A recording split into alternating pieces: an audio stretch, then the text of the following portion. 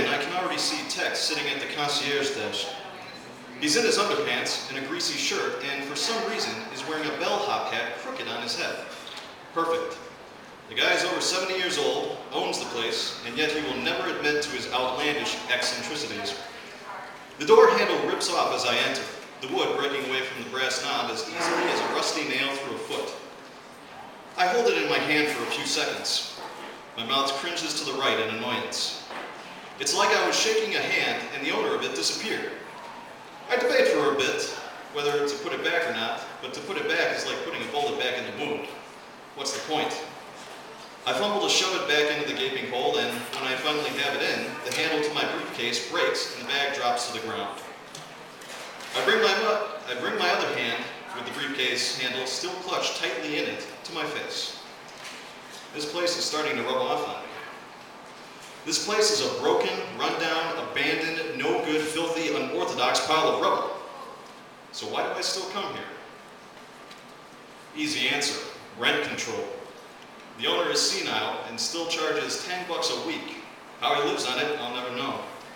But geez, finding a place to stay is hard when you're a loner in Chicago. The year is 1953, and it only gets harder from here on out. My name is Charles Avery. You can call me Charlie. Tex calls me Mr. Bills, the dope. It's so hard to find a decent hotel around these parts, and I have to work my bony butt off to find the most decrepit eyesore just to feel relaxed. Every day is an adventure trying to get upstairs. You'll join me in the madness, won't you? Already as I'm tossing the broken handle away with a grimace on my face, I can hear Tex put on the same dang song that he always plays on that heap of a record player of his, In the Hall of the Mountain King. He always does that when I show up, and aside from the lowlifes, the down and outers, the hobos sleeping around the place, I'm the only one who decides to take the adventure of sleeping in a room and trying to reach the top floor of the hotel in order to do it. In case you can't find this hotel that I'm talking about, it's in the upper north side, which between two black buildings that are on their way to being abandoned as well. The Rundown is what we call it, but back in the old days, this place was known as the Riverbank Hotel. Already the song starts, and the game begins. Why is this the old man's only source of entertainment? Evening, Tex, I say out of the side of my mouth as I hook the briefcase under one arm and try not to crunch the rubble under my feet. All of it is from the ceiling. It started to go when the new water damage started. Already I can hear the creaking overhead and duck as a chunk about the size of a large portrait comes sailing down and crash lands right at the point where I was standing.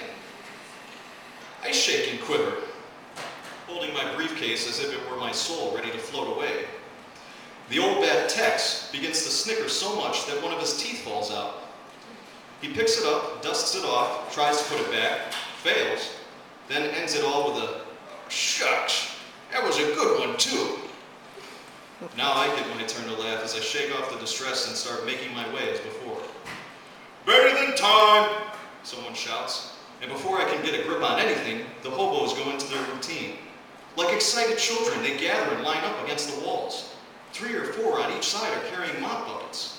With glee, they tip them, splashing the water at every angle on the floor. My new shoes get splashed at all angles. The hobos, with their clothes still on, thank the Lord, are diving on the floor, slipping and sliding everywhere. Some crash into each other and laugh in a drunken stupor. I try not to spin. Then miniature ships of green zigzag past my feet. "Hey, Rodney, over here," one of them shouts. I see the man they call Rodney, and he seems more than happy to send the green ship on its way, flinging it across the slick ground as if it were a rock skipping ripples in a pond. But it doesn't skip me. Nope, the green bar of soap somehow wedges under my shoe. I am slipping all over myself. This brings another chorus of laughter. With a bar of soap stuck to your shoe, you'd be surprised how much that throws your walking abilities off. I'm trying to keep myself calm, but many of the old tramps provoke the silliness even more. One slides over to me and proceeds to dance with me. The nerve!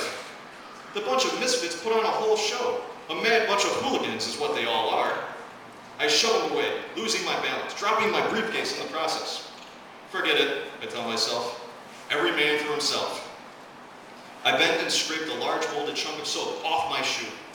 Darting here and there, dodging the wistful winos who seem to be caught up in a dance number, I lurch myself to one of the 4 long staircases leading to upstairs. The stairways of my salvation, my rest.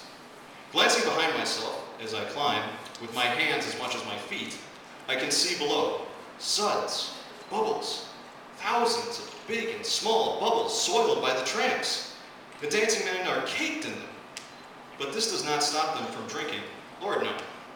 With the floor so slick, they slide the bottles back and forth, laughing to themselves as they make a sport out of it. Some even crash into each other, erupting in laughter once more. I, myself, oh, did you forget about me? Yes, sir, I'm the one trying to escape all this madness. I'm halfway up, gaining distance. Crack. Not for long, I see. The sudden lurch brings me to my knees, clutching the railing. Then I glance up to see that the wood, old as it is, has finally given its last vow of support. Confound the damn steps!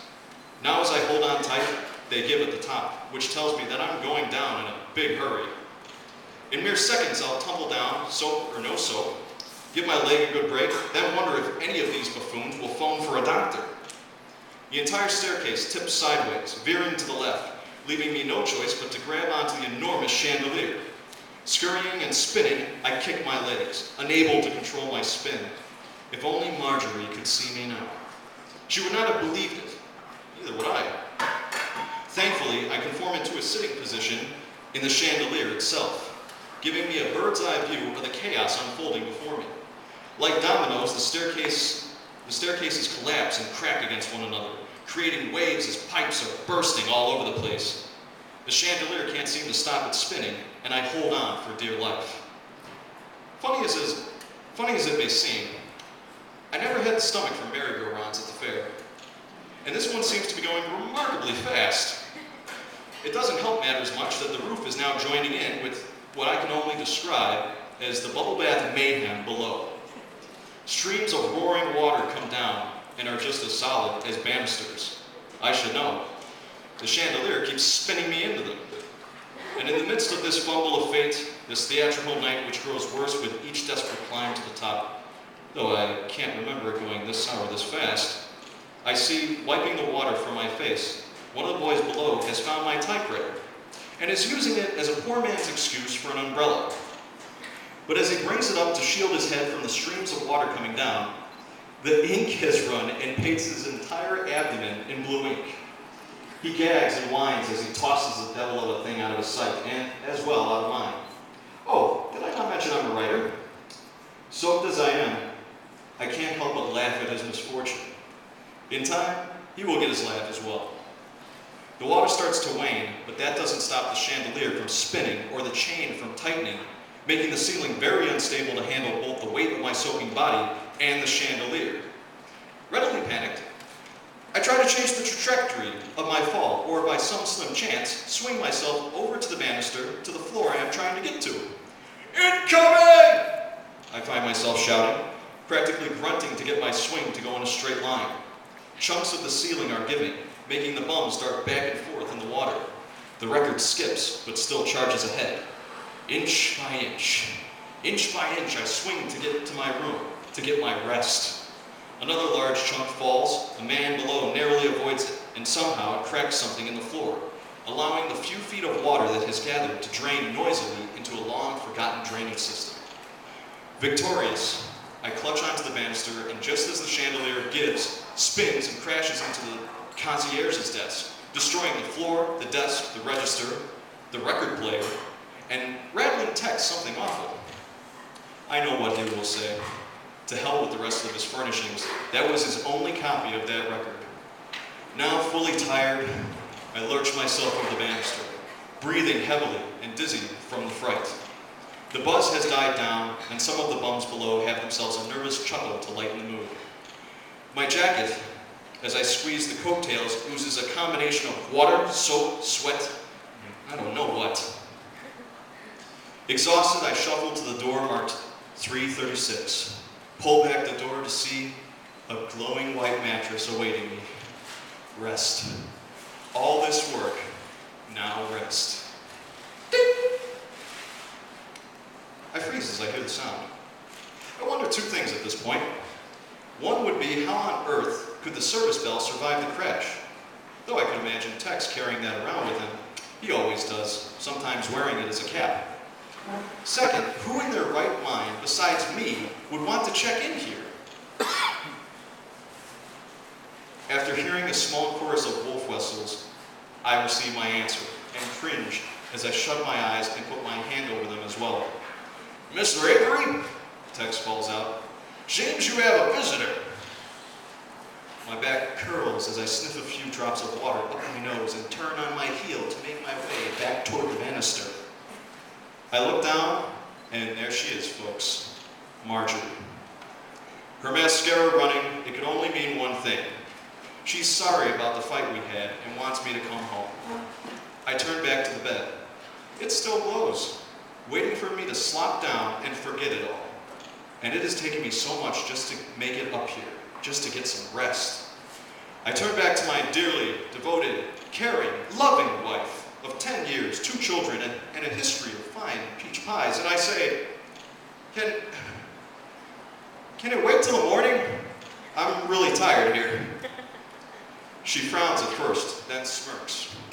With that smirk, that famous smirk of hers, I know that tonight she's getting her way, and I'm certainly not getting mine. Not after all the tears she shed over our silly fight. Sorry, Charlie, time to go. Dripping wet, I nod my head. How the hell am I going to get down? Thank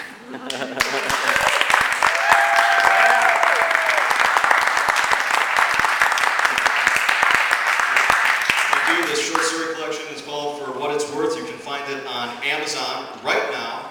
And if you ever want to check out, see what I'm doing next as far as writing goes, there are some business cards over here that show my blog and everything. And for those of you who have felt the pinch of these hard economic times, if you have a Kindle, you can get this book as well as one of my other books on the Kindle for just 99 cents. So that's all the time I guess I got, so take it away, guys. Thank you, by the way.